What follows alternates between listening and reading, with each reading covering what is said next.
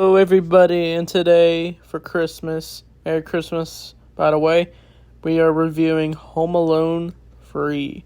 So I said I was going to review Home Alone 5 because I wasn't really that interested in reviewing the third and fourth movie. I'm definitely not going to review the fourth one next year, but the third one, yeah, I decided to rewatch it. So I don't know why. I just had this urge to watch it, and I feel like being somewhat of a completionist when it comes to reviews. So, this is Home Alone 3. This time, it's a completely different cast. So, yeah, no Macaulay Culkin, no Harry, no Marv, no Catherine O'Hara. We got none of those characters, or even John Hurt. But, this time it stars a boy named Alex who is home alone as his mom runs for errands as the boy is dealing with chicken pox. But a group of criminals are out to get some toy car because they lost some government secret device, and so it's up for the Alex to defend his home from these burglars. So, the reason why I didn't really want to talk about this movie, because, I'm not really a fan of the other Home Alone sequels. It's really just the first two for me. But, for some reason, they wanted to go a different direction Home Alone 3, because Macaulay Culkin did not want to return. But Kevin McAllister, because I think he was somehow retiring from acting. But I think he's returning now, since he's much older now. I can't believe he's already in his 40s, but that's a different topic. But Harry and Marv didn't want to return because they were just moving on to other projects, which makes perfect sense. So they decided to do something completely different with the Home Alone franchise. Just have new characters, which is fine. But I gotta say, I don't connect with the characters as much as Kevin McAllister does in this movie. Because, I don't know, they kind of changed the formula for Home Alone in this. Instead, it opens with the criminals committing their master plan to steal some government secrets. They have like this code thing, and they put in some toy car.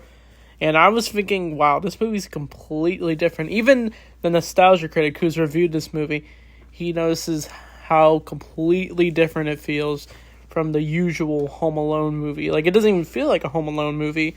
It kind of just feels like one of those action spy movies. But the criminals go to the airport, and they end up losing the code thing to some older lady who accidentally grabbed her the wrong luggage because they tried to get through the airport security. But she takes the toy home, and Alex is shoveling her driveway, and she manages to give him the toy. But now the criminals see what's going on, and so they decide they are going to go undercover and find a way to get this toy back. But Alex ends up getting the chicken pox, and I'm surprised he gets the chicken pox because you don't really see that kind of sickness since there's so many shots for it when you're younger. But he's only 8, so I guess it makes sense that he has the chicken pox, and he has 2 siblings, one played by Scarlett Johansson. Yeah, the Black Widow herself. This is way before she was in Iron Man 2. So that's interesting. But yeah, the siblings, they're alright. They're not as interesting as Buzz, where I felt their dynamic, Kevin and Buzz. Buzz is a jerk to Kevin, but he does somewhat be nice to him at the end of the movie, even in the second one. But yeah, Buzz is still a jerk. But these 2 siblings, they're kind of just mean to Alex. They kind of just tease him a little. But yeah, they're not really in the movie all that much. Kind of like how Buzz is in the movie as well. Like, he's at the beginning and at the end. But yeah, you don't really feel a connection between these 2. But yeah, we also got the mother. And she kind of does remind me of... she kind of does look like Catherine O'Hara. But she doesn't scream Kevin. But this mother, she's like the really... nice, but what Alex does in this movie a lot, it's kind of just back and forth. He calls the cops a lot, they don't believe him, but the mom can't believe it for some reason. I don't know, and the boy notices what's going on, what these criminals are doing. It's weird that they all don't believe him. But the old lady notices, but she doesn't do anything about it.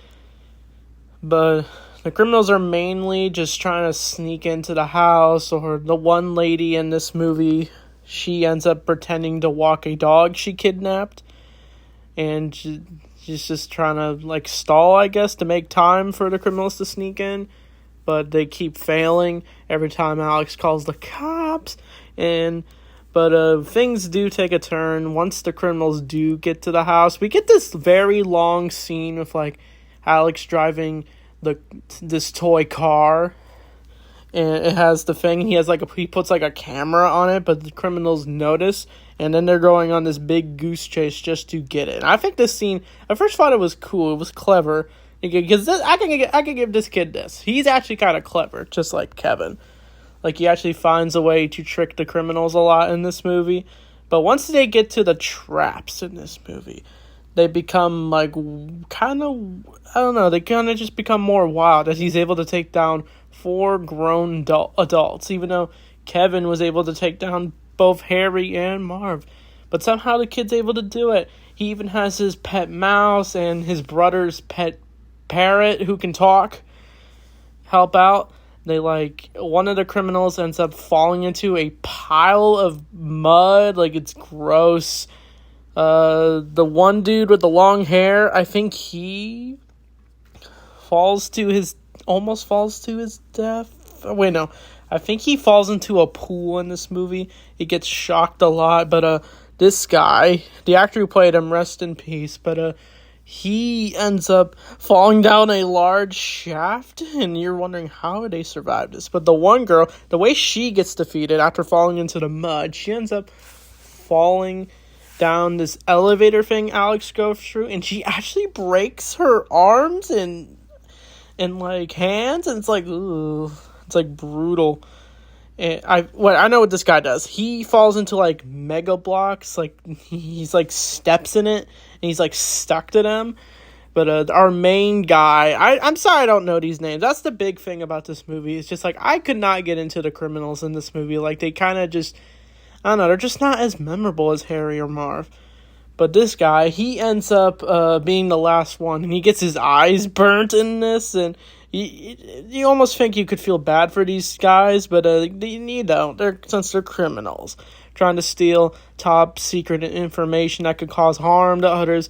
But the 2 main dudes at the top, they end up falling into a pool of ice, and they freeze to death, and it's you almost feel bad for them. But the main guy, there's this one scene where they end up kidnapping the old lady because they believe she has the toy, and it's what led to this whole fiasco.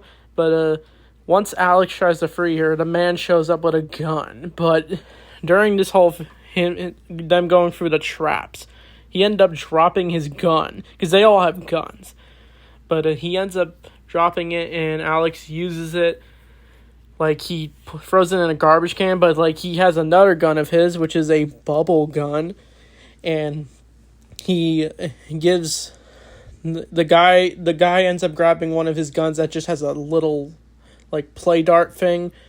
But he thinks that's the gun. And then once the boy pulls out the bubble gun, he thinks that's the actual gun. And it causes him to run away. An 8-year-old about to shoot him.